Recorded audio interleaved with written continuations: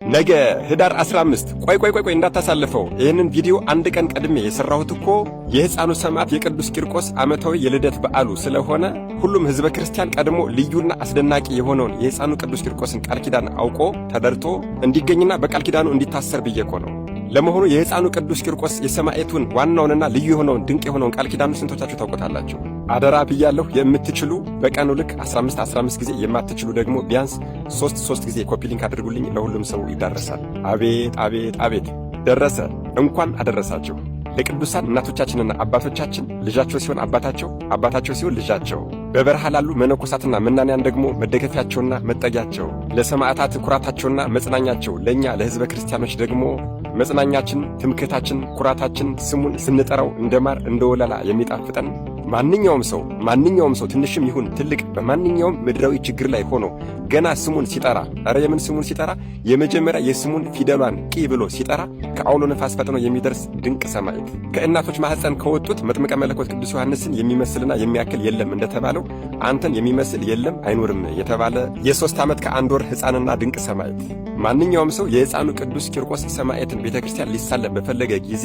ከቤቱ ሲወጣ ገና 300 የብርሃናውያን መላእክት የታዘዙለትና ከቤቱ ወጥቶ የቅዱስ ቂርቆስን ቤተክርስቲያን ተሳልሞ እንደገና ወደ ቤቱ እስከሚመለስ ድረስ እነዚህ ብርሃናውያን ቅዱሳን 300ዎቹ መላእክት ምንም አይነት ችግር እንዳይደርስበት እየጠበቁና እየተራዱ በዚያ ላይ ደግሞ እያንዳንዷን የእግሩን እርምጃ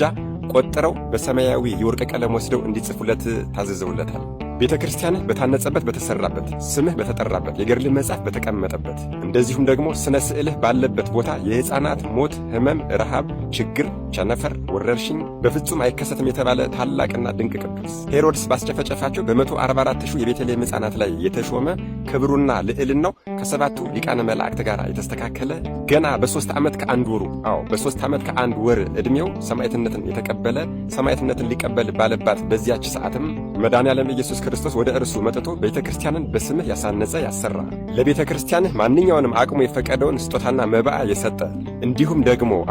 ደግሞ በተወለድክበት በህዳር 15 ቀን በእቶነ እሳት ከእናትህ ከቅድስት ኢየሉጣ ጋር በተቃጠልክበት በሐምሌ 19 ቀን በሰው ሕሊና ሊታሰቡ የማይችሉ ብዙ ስቃዮችን በተሰቃየህበትና ሰማዕትነትን በተቀበልክበት በጥር 15 ቀን በእነዚህ ቀኖች በዓልህን ያከበረ እንደዚሁም ደግሞ